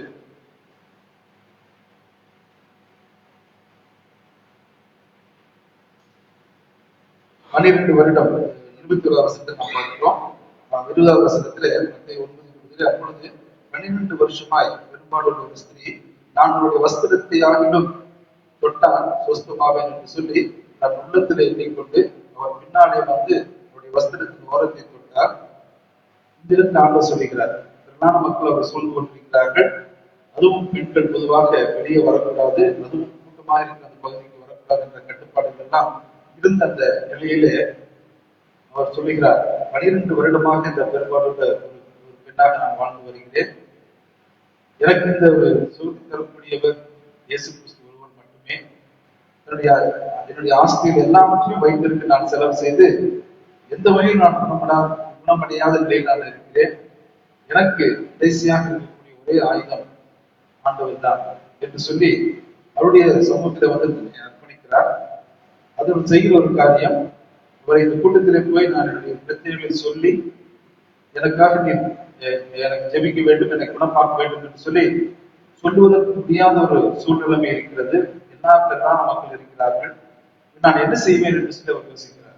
யோசித்து அவருக்கு கிடைத்த ஒரு பதில், இந்த கூட்டத்தில் இவ்வளவு பேர் இருக்கிற தருணத்திலே நான் இந்த கூட்டத்திற்குள் போய் அவருடைய வஸ்திரத்தின் ஓரத்தை தொட்டாலும் எனக்கு சுகம் கிடைக்காது என்று சொல்லி அவர் சொல்லுகிறார். வேதவசனம் சொல்லுகிறது, கடுகளவு விசுவாசம் உள்ளவர்களாய் நீங்கள் அந்த மலையை பார்த்து பேர்கொண்டு சமுத்திரத்தில் தள்ளுண்டு போய் சொல்லுகிற பொழுது நீங்கள் விசுவாசித்தால் அது அப்படியாகும் என்று சொல்லி சொல்லுகிறார். நம்முடைய வாழ்க்கையிலே கடுகளவு விசுவாசம் இருந்தால் போதும். அதற்கு இந்த 12 வருடம் பெரும்பாலுள்ள ஸ்திரீ நமக்கு ஒரு உதாரணமாக இருப்பதை நாம் பார்க்கிறோம். சொல்லுகிறார், நான் ஆண்டு திருப்பி பிரச்சனை சொல்லி அவரிடத்திலிருந்து நான் நிச்சயமாக நான் இதைகளை செய்ய முடியாது என்றாலும் நான் ஒன்று செய்வேன், அவருடைய வஸ்திரத்தின் ஓரத்தை நான் தொடுவேன் என்று சொல்லி அவர் மிகுந்த எதிர்பார்ப்போடு அவர் போகிறார், அவர் தொடுகிறார். ஆனால் அவர் நினைத்திருக்கிறார் ஆண்டவர் தன்னை பார்க்க மாட்டார் என்று சொல்லி. ஆனால் ஆண்டவர் அதை அறிந்து அவர் சொல்லுகிற ஒரு காரியம் தான் 9:22 இயேசு திரும்பி பார்த்து அவரை பார்த்து மகளே தெழுங்கள். இந்த உலக வாழ்க்கையில எவ்வளவு பெரிய கூட்டத்தின் மக்களாக இருந்தாலும், எவ்வளவு பெரிய பிரச்சனைகளாக இருந்தாலும், நான் போய் ஆண்டவரிடத்திலே சொல்லுகிற இந்த காரியம் ஆண்டவர் கேட்பாரா? ஆண்டவர் அதை கேட்டு எனக்கு நன்மை செய்வார் என்று சொல்லி நாம் இருக்க வேண்டிய அவசியமே இல்லை. நாம் விசுவாசிக்கிற ஆண்டவர் நமக்கு அநேக நன்மையான காரியங்களை செய்கிறதாக இருக்கிறார். ஏனென்றால் ஆண்டவருக்கு 99 ஆடுகள் பற்றி கவலை இருக்கிறது இல்லை என்று மறுக்கவில்லை. ஆனாலும் காணாமல் போயிருக்கிற அந்த ஒரு ஆட்டின் மீது ஆண்டவர் அக்கறை கொண்டவராக அதை கேட்டு சொல்கிறார் அல்லவா? அவ்விதமாகவே மனம் திரும்ப அவசியம் இல்லாத 99 நீதிமான்களை காட்டிலும் மனம் திரும்புகிற ஒரு பாவை கொண்ட பரலோகத்திலே மிகுந்த சந்தோஷம் உண்டாகும் என்று சொல்லி சொல்லப்படுகிறது. அந்த வகையில இந்த ஸ்திரீயானவர் 12 வருடம் பெரும்பாலுள்ள ஸ்திரீ அவனுடைய வஸ்திரத்தின் ஓரத்தை தொட்ட பொழுது ஆண்டவர் அந்த மகளை தேர்ச்சிக்கிறதை நாம் பார்க்கிறோம். இயேசு திரும்பி அவனை பார்த்து மகளை திரும்பிக்கொள், விசுவாசம் ரட்சித்தது என்றார். அந்நேரம் அந்த ஸ்திரீ சுஸ்தமானார் என்று சொல்லி சொல்லப்படுகிறதை நாம் பார்க்கிறோம். அவருடைய பிரச்சனைகள் இவ்வளவு 12 வருடங்களாக இருந்த அந்த பாடுகள் அவருக்கு ஒரு நிமி பொழுதில் ஒரு நொடி பொழுதில் ஆண்டவர் மாற்றி கொடுக்கக்கூடியவராக நாம் பார்க்கிறோம். ஆகவே நம்முடைய விசுவாசங்கள் பரீட்சை பார்க்கப்படுகிறது. 12 வருடமாக நம்முடைய விசுவாசம் பரீட்சை பார்க்கப்பட்டது. 12 வருடங்களாக மிகவும் ஏமாற்றம் அடைந்து இதனுடைய வாழ்க்கையில ஒரு மீட்பே இல்லை, இதிலிருந்து ஒரு விடுதலை என்று சொல்லி முடிவுக்கு வந்த நிலையிலும் கூட ஆண்டவர் உயிர்த்திருந்த ஆண்டவர் உயிர் பெற செய்கிறவராக அவர் இருக்கிறார் சொல்லி நம்ம பார்க்கிறோம். நம்முடைய விசுவாசம் செத்து போயிருக்கக்கூடிய அந்த நிலையிலும் கூட உயிர்த்திருந்த ஆண்டவர் நிச்சயமாக நம்முடைய வாழ்க்கையிலே பெரிய காரியங்களை செய்ய அவர் ஆற்றுள்ள தேவனாக அவர் இருக்கிறார். இன்னும் மத்தேயு 15ஆம் அதிகாரத்திலே நாம் இருக்கிற பொழுது கானானிய பெண் ஆண்டவரிடத்தில் வந்து அவர் சொல்லுகிறார். அவர் கானான் தேசத்து பெண்ணாக அவர் இருக்கிறார். அவர் எந்த வகையிலும் நியாயப்பிரமாணத்தை அறியவில்லை, ஆண்டுடைய பிள்ளைகளாக அவர் வாழவும் இல்லை, நியாயப்பிரமாணத்தில் எதுவும் செய்யவில்லை. பாவியான ஸ்திரீ என்று சொல்லப்படக்கூடிய வகையில அந்நிய தேவர்களை பின்பற்றி நடக்கக்கூடிய ஒரு கானான் தேசத்து பெண்ணாக அவர் இருக்கிறதை நாம் பார்க்கிறோம். ஆனாலும் அவர் ஆண்டவர் பேரில் வைத்திருக்கிற விசுவாசத்தை ஆண்டவர் உறுதிப்படுத்துவதை நாம் பார்க்கிறோம். திருவசனம் சொல்லுகிறது யோவான் 3:16 தெய்வத்துக்குரிய ஒரே பெருமானை விசுவாசிக்கிறவன் எவனோ. ஆண்டவருடைய பிள்ளைகள் இஸ்ரேல் மக்கள் அவரைத்தான் மீட்பார் ரட்சிப்பார் என்பதாக அல்ல. யாரெல்லாம் ஆண்டவர் பேரில் விசுவாசத்தோடு வருகிறார்களோ உயிர்த்திருந்த ஆண்டவர் அவர் அனைவருக்குமே நன்மை செய்யக்கூடியவராக அவர் இருக்கிறார். தேவனுக்கு ஒரே பெருமான விசுவாசத்தில் எவனோ அவன் கெட்டுப்போக விதிகளுக்கு அவரை தந்தள்ளி இவ்வளவுமாய் உலகத்தில் அன்பு கொண்டார்னு சொல்லிட்டு நம்ம பார்க்கிறோம். அந்த பெண் ஆண்டிடத்துல வந்து சொல்லுகிறார் 22வது வசனத்திலே என்னுடைய மகள் பிசாசினால் கொடிய வேதனைப்படுகிறாள் என்று சொல்லி ஆண்டவரிடத்துல வந்து சொல்லுகிறார். அதற்கு என்ன செய்கிறாரா? ஆண்டவர் ஒரு வார்த்தையும் சொல்லவில்லை. ஒரு பெண் ஆண்டவரிடத்துல வந்து சொல்லுகிறார், ஆண்டவரே என்னுடைய மகள் பிசாசினால் கொடிய வேதனைப்படுகிறார், அவரை குணப்படுத்த வேண்டும் என்று சொல்லி அவருக்கு திரும்ப திரும்ப கேட்கிறார். ஆனால் ஆண்டவர் அதற்கு ஒரு பதிலும் சொல்லவில்லை. நான் அதை சொல்லுகிறதை நாம் பார்க்கிறோம். 22 வசனத்தை 16 அவருக்கு திருத்தமாக அவர் ஒரு வார்த்தையும் சொல்லவில்லை. நம்முடைய பிரச்சனைகளை நாம் சொல்லுகிறோம், ஆண்டவரை கேட்காதவராக பாராமுகமாக இருக்கிறார் என்று சொல்லி நாம் ஒருவேளை யோசிக்க தோன்றுகிறது. அதைத்தான் இந்த இடத்துல நாம் பார்க்கிறோம். இந்த பெண் தன்னுடைய மகள் கொடிய வேதனைப்படுகிறார் விசுவாசினாலே, ஆண்டவர் குணப்படுத்த வேண்டும் என்று சொல்லி கெஞ்சுகிறார். சீசர்களே சொல்லுகிறார்கள். தொடர்ந்து நாம் வாசித்து பார்க்கும் பொழுது அவர் விதமாக அவர் ஒரு வார்த்தையும் சொல்லவில்லை. அப்பொழுது அவருடைய சீசர்கள் வந்து இவள் நம்மை பின்தொடர்ந்து கூப்பிட்டு வருகிறாளே, இவளை அனுப்பிவிடும் என்று அவரை வேண்டிக் கொண்டார்கள். ஆண்டவர் இவர் அதிகமாக வந்து நம்மை தொந்தரவு செய்து கொண்டிருக்கிறார், இவரை அனுப்பிவிடும் ஆண்டவரை ஏதாவது ஒரு வார்த்தை சொல்லி ஒரு வேலையை அவர் குணப்படுத்தி விடும் ஆண்டவரை, அல்லது போய் என்று சொல்லி அவரை விரட்டிவிடும் என்று சொல்லி அவர் சொல்லுகிறார். அதற்கு ஆண்டவர் சொல்லுகிற ஒரு வார்த்தை எவ்வளவு ஞானமாக அவர் சொல்லுகிறார். அதற்கு அவர் காணாமற் போன ஆடுகளாக இஸ்ரவேல் வீட்டார் விடப்பட்டார்களே மற்றபடி அல்ல என்று சொல்லி அவர் சொல்லுகிறார். அவர் சொல்லுகிறார், சரி இந்த வார்த்தை சொல்லுகிறாரே, இவர்கள் சொல்லுகிறார்களே, நாம் அந்த பெண்ணுக்கு வார்த்தை சொல்லலாம் என்று சொல்லி அவர் சொல்லுகிறார். நான் வந்தது யூத மக்களை ரட்சிக்கும்படியாக, இஸ்ரேல் மக்களை ரட்சிக்கும்படியாக நான் வந்திருக்கிறேன் என்று சொல்லி அவர் சொல்லுகிறார். காணாமற் போன இஸ்ரவேல் வீட்டார் கடவுள்பட்ட என்னுடைய வேறொன்று பிள்ளை என்று சொல்லி அவர் சொல்லுகிறார். உண்மை அது அல்ல. ஆண்டவர் அனைவரையுமே மீட்கும்படியாக உலகத்துக்கு வந்தார். அவரை குறித்து சொல்லுகிற பொழுது யோவான் சொல்லுகிறார், இந்த உலகத்தின் பாவத்தை சுமந்து இருக்கிற தேவமாட்டு என்று சொல்லி. ஆனால் இந்த இடத்துல இந்த சீஷர்கள் இன்னும் அத்தகைய வகையில யூதர்களுக்கு தான் ஆண்டவர் வந்திருக்கிறார், யூதருக்கு ராஜாவாக பிறந்திருக்கிறவர் என்று சொல்கிற அடிப்படையில யூத மக்களை தான் வெற்றி சொல்லி அவர்கள் யோசித்துக் கொண்டிருந்தார்கள். அந்த யோசனை தவறு என்று சொல்லி அவர் தெரிந்து கொள்ளக்கூடிய வகையில அவர் சொல்லுகிறார், நான் காணாமல் போன ஆடுகளாக இஸ்ரவேல் என்னுடைய மற்றபடி அல்ல என்று சொல்லி அவர் சொல்லுகிறார். அவள் வந்து திரும்பவும் அவர் விட்டுவிடவில்லை. அந்த காணனிய பெண் வரை சொல்லுகிறார், ஆண்டவருக்கு வல்லமை உண்டு, நிச்சயமாக இந்த பிசாசுடைய வெளியிலிருந்து தன்னை மீட்டெடுப்பார், தன்னுடைய மகளை மீட்டெடுப்பார் சொல்லி அவர் உறுதியான விசுவாசம் வைத்தார் என்று சொல்லி நாம் பார்க்கிறோம். அதற்கு அவள் வந்து ஆண்டவரை எனக்கு உதவி செய்ய வேண்டும் என்று அவரை பணிந்து கொண்டார். அவள் அவரை நோக்கி இன்னும் மறுபடியும் சொல்லுகிறார், அவருக்கு புரியவில்லை என்று சொல்லி முடிந்துவிட்டு அவர் சொல்லுகிறார், பிள்ளைகளுடைய அப்பத்தை எடுத்து நாய்க்குட்டிகளுக்கு போடுவது நல்லதல்ல என்று சொல்லி அவர் சொல்லுகிறார்.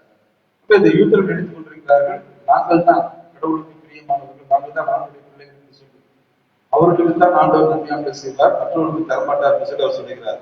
பிள்ளைகளுடைய அப்பத்தை எடுத்து நாய்க்குட்டிகளுக்கு போடுவது நல்லதல்ல என்று சொல்லி அவர் சொல்லுகிறதை நாம் பார்க்கிறோம்.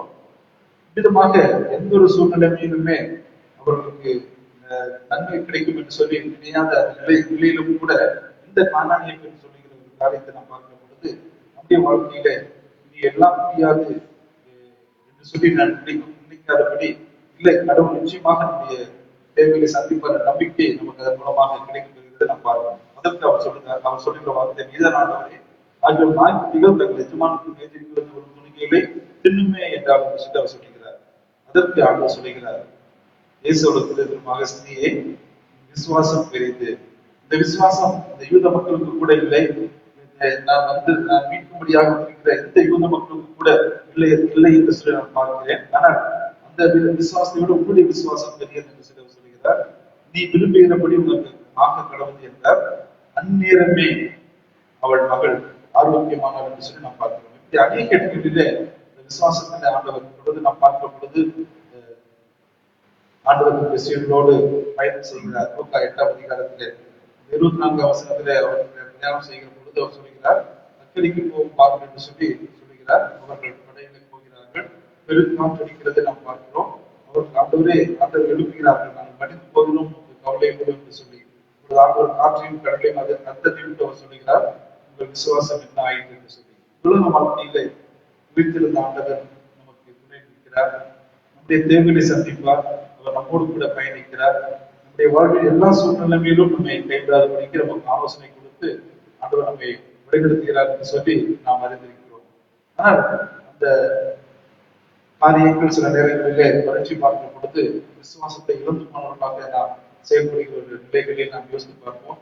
நிச்சயமாக இருக்கிற ஆண்டவர் நம்மை பெருமையாய் அவர் செல்லுபடியாக அவர் செய்ய மாட்டார்.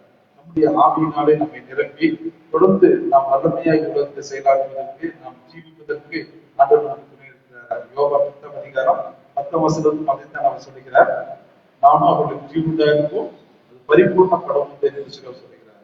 அவர் அத்தகைய வகையிலே நம்முடைய உலக வாழ்க்கையிலே ஆண்டவர் நம்முடைய எல்லா தேவைகளையும் அவர் சந்திப்பதோடு மாத்திரமல்ல, நமக்கு பரிபூர்ணமான ஆசீர்வாதம் கொண்டவராக இருக்கிறார். அத்தகைய ஆண்டவரை நாம் விசுவாசிக்கிறோமா?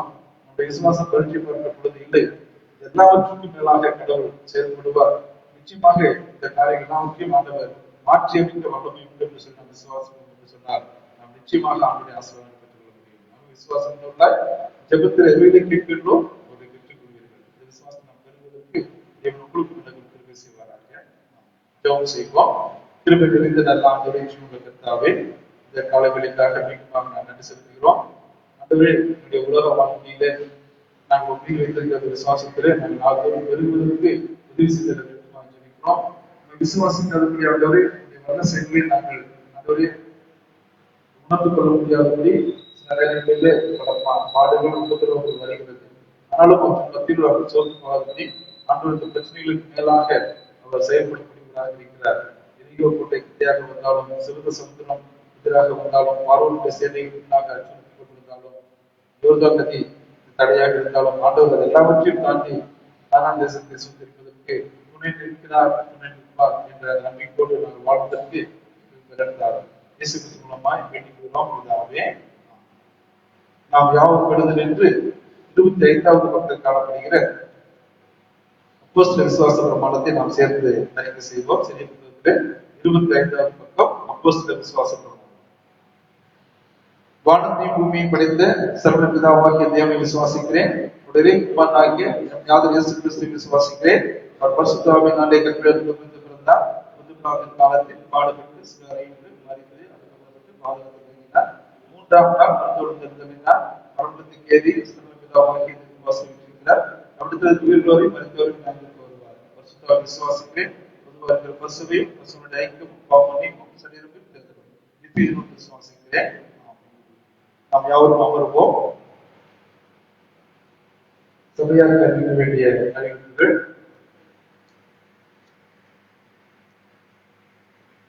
தமிழக அரசின் மனு உத்தரவு வரும் வரை ஞாயிற்றுக்கிழமை ஆராதனை நடைபெறாது.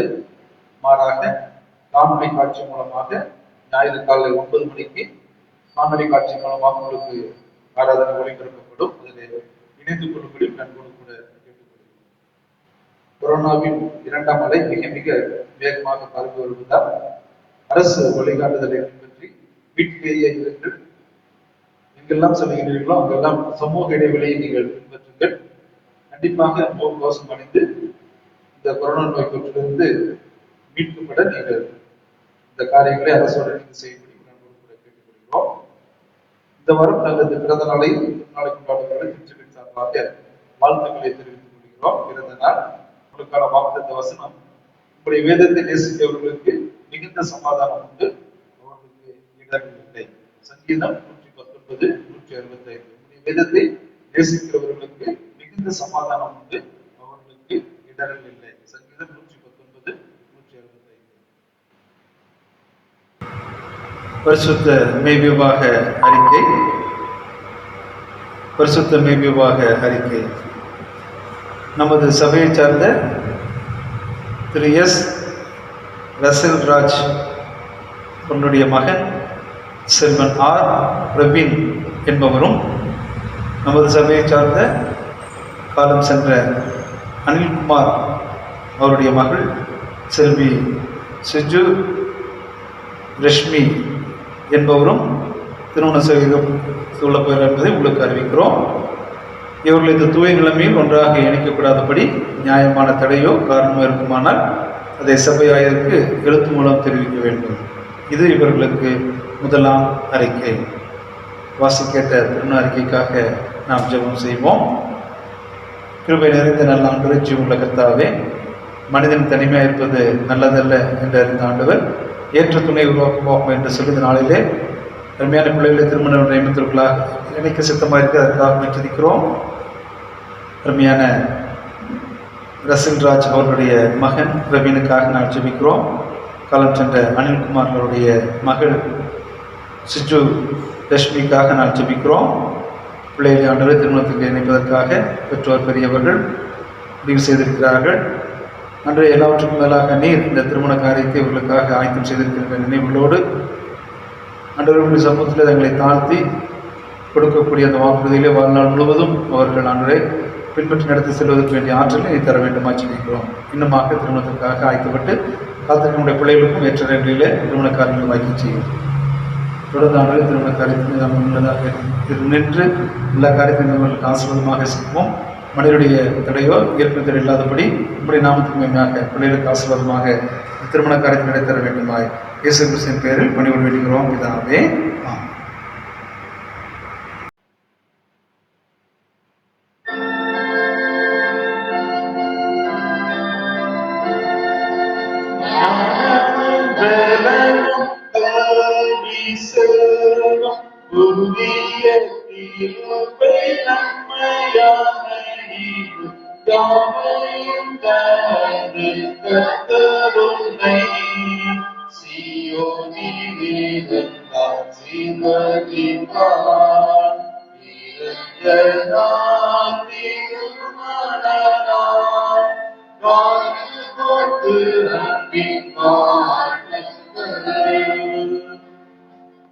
மீண்டும் ஆண்டு நாமத்துக்காக கீர்த்தனைகளிலே 184வது கீர்த்தனை, தேவபிதா இந்த மேய்ப்பனோ சிறுமி தாழ்ச்சி அடைகிற இந்த பாட்டை நாம் பார்ப்போம். 184வது கீர்த்தனை.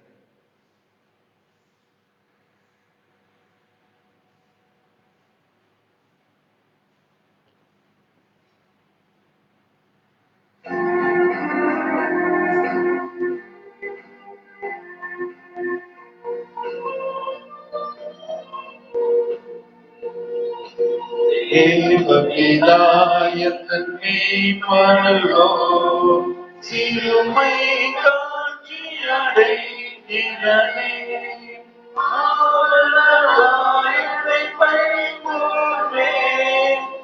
அவனே தமனே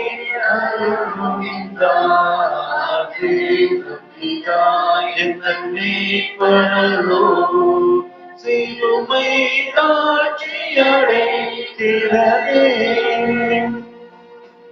ஆக்கு தன்னை குளிரமணி அடியே தாழ்களை நீதியனோ திருத்திய பாதையில் நடத்தினார், தினமும் சுகமாய் நடத்துகிறார்.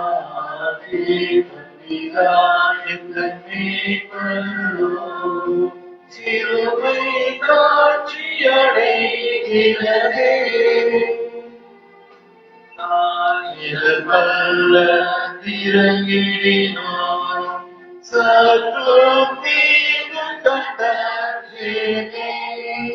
ஆண்டவரது தோளிருப்பார், அனைத்தனையும் போதுமே தேற்றும். மீட்பனோ சிறுமை காட்சியடைகிறதே.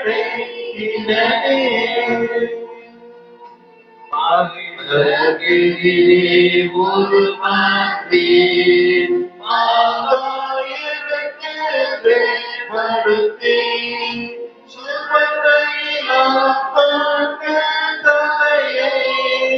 சுபமாய் அபிஷேகம் செய்துவாரே.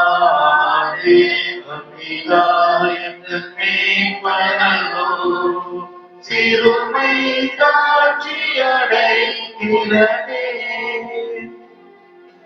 ஆயுள் முழுவதும் பார்க்க அருளோ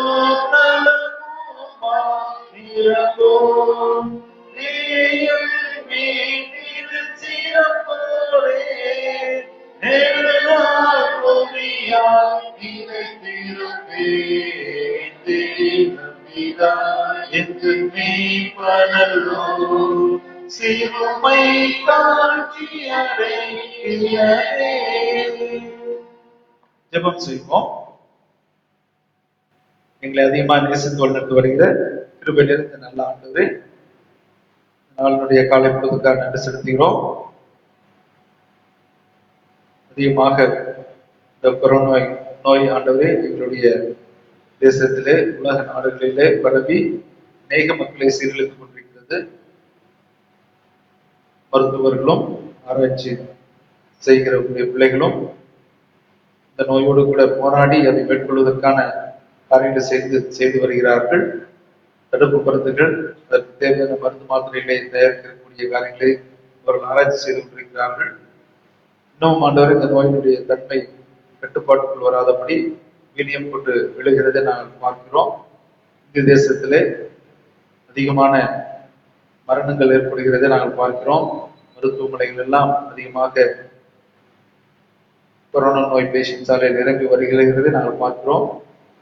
இன்னும் மருத்துவமனை இடங்களிலே என்று சொல்கிற அடிப்படையிலே ஆண்டவரே இடுகாடுகளிலே அநேக உயிரற்ற மக்களானதை இடிக்க முடியாத சூழ்நிலையில் இருக்கிற இந்த காரியங்கள்லாம் சீக்கிரமாய் மாறுபடியாக நான் ஜெபிக்கிறோம். மக்கள் தங்களுடைய அடிப்படை வாழ்வாதாரத்தை இழந்து தவிக்கிற ஒரு சூழ்நிலைமையிலே ஏறக்குறைய 1 வருட காலத்துக்கு மேல் இந்த நோயினுடைய தாக்கம் ஆண்டவரே இன்னும் புரியாத நிலையிலே நாங்கள் உங்களுடைய சமூகத்தில் நாங்கள் வந்து நிற்கிறோம். தயவாய் உங்களுடைய தேசத்தை இந்த அழிவின் பாதிலிருந்து நீர் மீட்டெடுக்கும்படியாய் உடைய பிள்ளைகளாக எங்களை தொடர்ந்து நீர் பாதுகாக்கும்படியாக நான் ஜெபிக்கிறோம். ஒருவேளை என்னுடைய பாவங்கள் இதற்கு தடையாயிருக்கும் என்று சொன்னால் தயவாய் நீ நம்மை மன்னித்து எங்கள் தேசத்தின் மீது ஆண்டவரை நீர் தொடர்ந்து நன்மையான காரியங்களை வாங்கி செய்யவும், எங்களுடைய தேசத்தை அழிவிலிருந்து நீர் மீட்டு எங்களை நீர் ரட்சிக்குமாக நாங்கள் ஜெபிக்கிறோம். ஆண்டவரே இந்த நாளிலே விசுவாசத்தை குறித்து நாங்கள் தியானிக்கக்கூடிய அறிவு நாமை தந்தீர். விசுவாசம் என்பது நம்பப்படுவடைய உறுதியும் காணப்படாத நிச்சயமா இருக்கிறது என்று சொல்லி இந்த வகை நாங்கள் விசுவாசிக்கிறோம். நிச்சயமாக ஆண்டவர் இந்த அழிவிலிருந்து உலக நாடுகளை எங்களுடைய தேசத்தை மீட்டெடுப்பார், எங்களுக்கு புது வாழ்வு தருவார், எங்களை மீண்டும் நிச்சயத்தின் சந்தோஷத்தை எங்களுக்கு தருவார் என்ற நம்பிக்கையோடு நாங்கள் காத்திருக்கிறோம். இந்த நம்பிக்கையில் ஆண்டு நாங்கள் உறுதியாக இருக்க ஆண்டவர் எதுவும் மாறி போகும் என்று சொல்லி, எதுவும் கடந்து போகும் என்று சொல்லி நாங்கள் விசுவாசத்தை நாங்கள் விடப்பட உதவி செய்தர வேண்டுமா ஜெபிக்கிறோம். சிறு குழந்தை நாங்கள் ஆஸ்வதிக்கிறாக நல்ல படிமையான தந்தவர்கள் வல்லெடுப்படியாக நான் ஜெபிக்கிறோம். 1 வருட காலங்களுக்கு மேல் அன்பு பிள்ளைகள் புத்தகங்களை எடுப்பதோ படிப்பதோ இல்லாத ஒரு நிலைமையிலே இன்னும் வரக்கூடிய நாட்கள் அன்றைய தொடரும் என்று சொன்னால் பிள்ளைகள் எவ்விதமாய் படிப்பார்கள், எவ்விதமாய் தங்களுடைய வாழ்க்கைக்கு தேவையான கல்வியை பெற்றுக்கொள்வார் என்று சொல்லி பெரிய கேள்விகளோடு நாங்கள் இருக்கிறோம். நிலைகளெல்லாம் மாறுபடியாக தொடர்ந்து பள்ளிகள் கல்லூரிகள் திறக்கப்பட்டு பிள்ளைகள் சந்தோஷமாக ஆண்டவர்கள் சென்று படிக்கக்கூடிய ஒரு சூழலையும் ஏற்படுத்தி தர வேண்டுமா ஜெபிக்கிறோம். வாழ்வு பிள்ளைகள் நம்மை தொடர்ந்து ஆசிரியக்கிறார்கள். மேற்படிப்புகளுக்காக, வேலை வாய்ப்புகளுக்காக, திருமண காரியங்களுக்காக ஆயத்தப்படுத்த நாம் ஆசிரியக்க வேண்டுமா நான் ஜெபிக்கிறோம். குறிப்பாக +2 தேர்வுக்காக ஆயத்தப்படுத்துகிற பிள்ளைகளுக்காக நான் ஜெபிக்கிறோம். தன்னுடைய வாழ்க்கையை தீர்மானிக்கக்கூடிய ஒரு பரீட்சையாக பிளஸ் டூ தேர்வு இருக்கிறது. அதில் அவர்கள் அதிகமாய் கான்சென்ட்ரேட் செய்து கொண்டு வருகிறார்கள். ஆண்டவரே, அரசும் ஏற்ற நேரத்திலே இந்த தேர்வை நடத்துவதற்கான தேதியை அறிவிக்கத்தக்கதாகவும் பிள்ளைகளும் அன்று அந்த தேர்விலே போய் கலந்து கொண்டு நல்ல மதிப்பெண்களை பெற்று அவர் விரும்புகிற அந்த படிப்பை எடுத்து படித்து நல்ல ஒரு வாழ்க்கையை அவர்கள் அமைத்துக் கொள்வதற்கு நீர் அவர்களுக்கு உதவி செய்திட வேண்டுமா நான் ஜெபிக்கிறோம். ஒவ்வொருவருக்கும் தேவையான நல்ல சரி சுமனை தந்து படிப்பை ஞானத்தை தந்து உரிமையோடு அவர்கள் சமூகத்தில் காத்திருந்து வெற்றியுள்ள ஒரு வாழ்க்கையை வாழ்வதற்கு உதவி பாராட்ட வேண்டுமா ஜெபிக்கிறோம். சேர்த்து நம்ம ஆஸ்வதிக்கிறாங்க மிச்சபை குடும்பம் நம்ம ஆஸ்வதிக்க வேண்டுமா நான் ஜெபிக்கிறோம். யாருக்கும் எந்த தீர்மான கதவுகளை இதுவரைக்கும் நீர் வழிநடத்தினீர். ஆண்டவரே, 51 அதிகாரம் 8 வசனத்திலே நீர் எங்களுக்கு 10 வசனமாக தந்திருக்கிறதற்காக நன்றி செலுத்துகிறோம். தேவன் தாமே முன்பாக போகிறவர், அவர் நோடு கூட இருப்பார். அவர்களை விட்டு விலகுவதில்லை, அவர்களுக்கு பயப்படவும் கலங்கவும் வேண்டாம் என்று சொல்கிற வசனத்தின் அடிப்படையிலே எங்களுடைய திருச்சி மக்கள் எங்கிருந்தாலும் ஆசீர்வாதங்களை பெற்றுக் கொண்டவர்களாக எதை குறித்தும் கலப்படாதபடிக்கு கடவுள் தாமே எங்களுக்கு முன்பாக போகிறவர், அவர் எங்களுக்கு தேவையான அனைத்து ஆசீர்வாதங்களையும் எங்களுக்கு தருவார் என்று சொல்லி நம்முடைய வார்த்தைகளுக்கு பின் செல்லுகிற ஆடுகளாக நாங்கள் தொடர்ந்து வருவதற்கு எங்களுக்கு துணை நிற்க வேண்டுமாய் நாங்கள் ஜெபிக்கிறோம். எங்களுடைய தேசத்திற்காக மதியானங்களுக்காக ஜெபிக்கிறோம். நல்ல எண்ணங்களோடு சிந்தனைகளோடு மக்களுக்கு நல்லாட்சி உதவி செய்கிறாங்க. குறிப்பாக ஆண்டவரே, ஆக்சிஜன் தட்டுப்பாடு இருக்கிறது, தடுப்பு மருந்துகள் தடுப்பூசிகள் தட்டுப்பாடு இருக்கிறது, மருந்துகள் இன்னும் தட்டுப்பாடுகள் இருக்கிறது. இந்த நிலைகளெல்லாம் மாற்றி அமைக்க வேண்டும், மக்களுக்கு தேவையான உதவிகளை செய்ய வேண்டும் என்று சொல்லி அரசு மாணவரை பல்வேறு நிலைகளிலே யோசனையோடு கூட செயல்பட்டு வருகிறார்கள். அன்றைய அதுக்கு அவர்கள் வெற்றியடையக்கூடிய வகையிலே மக்களுக்கு இந்த நாளிலே செய்ய வேண்டிய அனைத்து உதவிகளும் செய்த வேண்டிய ஆற்றலை அவர்களுக்கு தந்திட வேண்டும் என்று ஜெபிக்கிறோம். ஆண்டவரே, நீர் எங்களுக்கு ஞானத்தை தருகிற தேவனாக இருக்கிறீர். ஆண்டவரே, எங்களை ஆளுகிற பிள்ளைகளுக்கு எல்லாமே நல்ல ஞானத்தினை தம்மை தந்து அவர்கள் மக்களுக்கு தேவையான காரியத்தை செய்யக்கூடிய ஆற்றலை தந்திட வேண்டும் என்று ஜெபிக்கிறோம். எங்களுடைய பேராயிருக்காக மற்றெல்லாம் ஆயர்களுக்கான ஜெபிக்கிறோம். அதை ஆஸ்வதிக்கிறாக எங்களுடைய திருமண்டலத்திலே இந்த நாளிலே நடந்து வருகிற அறிந்திருக்கிறீர். எல்லாவற்றையும் ஆண்டவர் நீர் ஒழுங்கும் கிரமமாக நீர் மாற்றி அமைக்க வேண்டுமா நான் ஜெபிக்கிறோம். தொடர்ந்து ஆண்டவர் இருக்கக்கூடிய குறைபாடுகள் சரி செய்யப்பட்டு ஆண்டவரே, எங்களுடைய பேராயிரம் மற்ற ஆயிரங்களும் உற்சாகமாய் பவித்திர மண்டலத்தில் நாங்கள் பணியாற்றத்தக்கதாகவும் அநேக மக்களுக்கு நாங்கள் ஆசீர்வாதமாக இருந்து திருப்பணியை நிறைவேற்ற வேண்டிய ஆற்றலையும் எங்களுக்கு தந்திட வேண்டுமா நான் ஜெபிக்கிறோம். தொடர்ந்து ஊழியர்கள் நிறைவேற்றி நடத்தி ஆசீர்வதிக்கிறாங்க. ஆண்டவரே, ஞாயிற்றுக்கிழமை ஆராதனை இல்லை என்று சொல்வதன் நிமித்தமாக அநேக ஊழியர்களுடைய அன்றைய காரியங்கள் மிகவும் பாதிக்கப்பட்டிருக்கிறது. அவர்களும் சோர்ந்துபாதபடி ஆண்டவரே, அவர் ஏற்படுகிற ஜெபங்களுக்கு விண்ணப்பங்களை செவிசாய்த்து இந்த நிலைகள் எல்லாம் சீக்கிரமாக மாற்றி அமைக்கப்பட உதவி செய்திட வேண்டுமா நான் ஜெபிக்கிறோம். அதிகமான விஷயமான நாட்களிலே கொடை கொடைக்காக நான் ஜெபிக்கிறோம். அது நிமித்தமாக என்னுடைய தேசத்தை அன்றைய நாட்டை பண்ணி நாங்கள் அன்றே தண்ணீர் பற்றி இல்லாதபடி நாங்கள் சந்தோஷமாக மகிழ்ச்சியாக எல்லா ஆசீர்வாதங்களையும் நாங்கள் பெற்றுக்கொண்டு பூமியுடைய நற்பலனை நாங்கள் அனுபவிக்க எங்களுக்கு வேண்டுமா நாங்கள் ஜெபிக்கிறோம். இப்படி நாங்கள் பெற்றுக்கொண்ட நன்மைகள் அதிகம். நாங்கள் படைத்திருக்கிற காணிக்கையை நாங்கள் ஏற்றுக்கொண்டு தொடர்ந்து நாமமாக எங்களை ஆசிரியக்க நாங்கள் ஜெபிக்கிறோம். திருச்சபையுடைய தேவைகளை அதன் மூலமாக சந்தேகப்படுத்தவும் ஊழியர்கள் நடைபெற்று நடைபெறவும் உதவி செய்திட வேண்டுமா நான் ஜெபிக்கிறோம். எங்களுக்காக ஜெபிங்கள் என்று சொல்லி அந்த பல்வேறு ஜெப குறிப்புகளை பிள்ளைகள் தந்திருக்கிறார்கள். ஒவ்வொன்றுக்காக சமூகத்தில் நாங்கள் வந்து நிற்கிறோம். என்னுடைய வாயிலை சொல்கிறார் தேவனா நீர் அருமையான பிள்ளைகளுக்கு அத்தகைய நன்மையான காரியங்களை நீர் வாங்கி செய்வீராக. அன்றவரை நாங்கள் விசுவாசிக்கிறோம். நிச்சயமாக நீர் அந்த காரியங்களை எங்களுக்கு என்னுடைய குடும்பத்து மக்களுக்கு எங்களை ஜெபிக்க கேட்டுக்கொண்டவர்களுக்கு நீ செய்திய நம்பிக்கையோடு சமுதிர நாங்கள் எங்களை ஒப்படைக்கிறோம். ஏற்றுக்கொண்டு ஆசீர்வதிக்கிறாங்க. இன்னும் சுகவீனமாய் மருத்துவமனையிலும் இல்லங்கள் இருக்கிற பிள்ளைகளுக்கு நான் ஜெபிக்கிறோம். அன்றே, கொரோனா நோய் நிமித்தமாக அநேக ஆயிரமார்கள் மருத்துவமனை அனுப்பப்பட்டிருக்கிறார்கள். அநேகர் ஆண்டவரே சுகம் பெற்று வீடு திரும்பியிருக்கிறார்கள். இன்னும் அன்றை சிகிச்சைக்காக அனுமதிக்கப்பட்டிருக்கூடிய ஆண்டவருடைய பிள்ளைகளில் தம்மை கண்ணோக்கி பார்க்கிறார்கள். அவர்களும் கூடிய விரைவிலே சுகம் பெற்று வீடு திரும்ப தன்னுடைய பணியை நிறைவேற்ற அவர்களுக்கு கிருபை பாராட்ட வேண்டுமா நாங்கள் ஜெபிக்கிறோம். வீடுகளில் சிகிச்சை பெற்றுகிற பிள்ளைகளை நினைவு கொடுத்து பார்க்கிறாங்க. சகோதரர் பிரபு நல்ல சரி சமைத்திருக்கிறாங்க. அந்த ஒரு வருட காலமாக ஆகிற சூழ்நிலையிலே அவர் எழுந்து நடந்தும் கிராமத்தை மேம்படுத்தக்கூடிய ஆற்றலை தொடர்ந்து தந்திட வேண்டுமா நாங்கள் ஜெபிக்கிறோம். இது மாதிரி அநேக ஆண்டவரே சுகத்துக்காக சமூகத்தில் காத்திருக்கிறார்கள். இதை அவர்களுடைய வாழ்க்கையிலும் நாமத்தும் நன்மையான காரியங்களை வாங்கி செய்கிறார்கள். இன்னும் கடன் பிரச்சனையினாலே குடும்பங்களிலே காணப்படுகிற பல்வேறு பிரச்சனையினாலே பாதிக்கப்பட்டிருக்கூடிய எங்களுடைய திருச்சி மக்களையும் குடும்பத்தின் மக்களையும் ஆசீர்வதித்து அவர்களுக்கு வேண்டிய சமாதானத்தை ஆறுதலை நம்மை தந்து நன்மையானவர்களாலே அவர்களை பெற்றுக் வேண்டுமா நான் ஜெபிக்கிறோம். மீண்டுமாக ஆண்டவரை இடையே ஒரு சமூகத்தில் அர்ப்பணிக்கிறோம். மற்றும் ஆசீர்வதித்தவர் இனிமேலும் எல்லா தீங்கிலிருந்தும் ஆபத்திலிருந்தும் விலக்கி பாதுகாத்து நன்மையான காரியங்களால எங்களை சுற்றி ஆசீர்வதிக்க வேண்டுமாய் இயேசு கிறிஸ்துவின் பேரில் வேண்டுகிறோம் பிதாவே. ஆமென். யாவது சேர்ந்து சொல்லுவோம் கர்த்தருடைய ஜெபத்தை. பரமன்ற எங்கள் பிதாவே, உடைய நாமம் பரிசுத்தப்படுவதாக, உடைய ராஜ்யம் வருவதாக, உடைய சித்தம் வந்து செய்யப்படுவது போல பூமியிலே செய்யப்படுவதாக. அன்று அப்பத்தை எங்களுக்கு தாரும். எங்களுக்கு விரோதமாய் நாம் மன்னிக்கிறது போல எங்களுக்கு மன்னியும். எங்களை சுவர்க்க பண்ணாமல் நீங்கள் ரட்சித்துக் கொள்ளும். ராஜ்யமும் வல்லமையும் மகிமையும் என்னைக்கு தேவையில்லை. ஆமென். ஆத்மாவே கர்த்தரை ஸ்தோத்திரி, உள்ளமே பரிசுத்த நாமத்தை ஸ்தோத்திரி, ஆத்மாவே கர்த்தரை ஸ்தோத்திரி, செய்த சகல உபகாரங்களையும் பாருங்கள். ஆம். நம்முடைய ஆண்டவர் இயேசு கிறிஸ்துவின் கிருபையும் பிதாவாகிய தேவனுடைய அன்பும் தூய ஆவியுடைய ஐக்கியமும் நம் அனைவரும் இன்றும் பிசாம் தங்கி இருப்பாராக.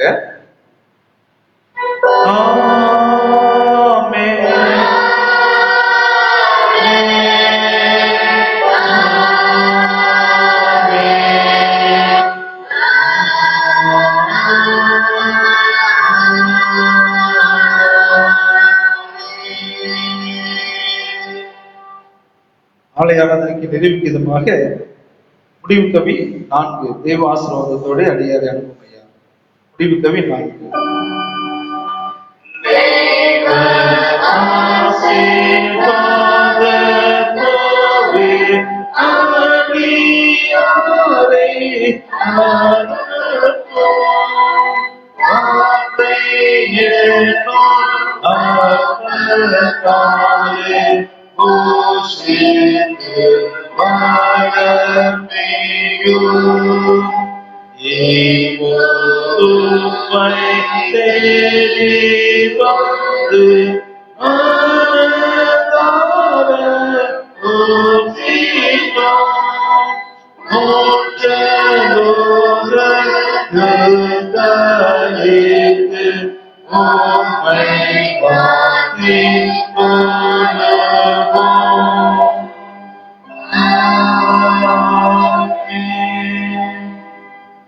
கர்த்தர் இருப்பாராக. சமாதானத்திலே போய் வருவோம். கர்த்தரின் நாமத்தினாலே.